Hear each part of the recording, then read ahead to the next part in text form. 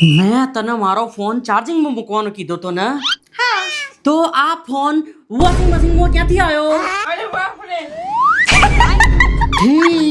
તું હસે જ એટલે જવાબ આપ મને. અરે સવારમાં મારા ભાઈનો ફોન ચાલુ હતો ને હું વોશિંગ મશીનમાં કપડાં નાખી તો કપડાં ભેગું તમારો ફોન આ માણસ છે તઈ દૂર બેઠો મારું અહીંયા વાયરલેસથી નુકસાન કરાવી રહ્યો છે.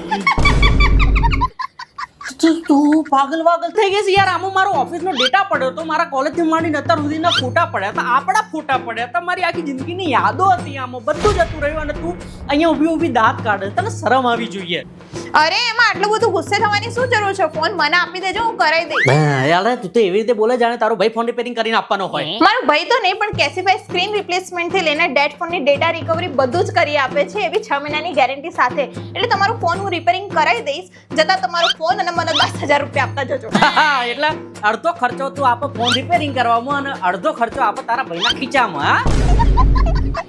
જો બકા મને બી ખબર છે કે કેશીફાઈ ઉપર ડોર સ્ટેપ સર્વિસ બી અવેલેબલ છે અને પિકઅપ ડ્રોપ ફેસિલિટી બી, બરોબર? એટલે હું મારી રીતે મારી જાતે જ બધું મેનેજ કરી લઈશ.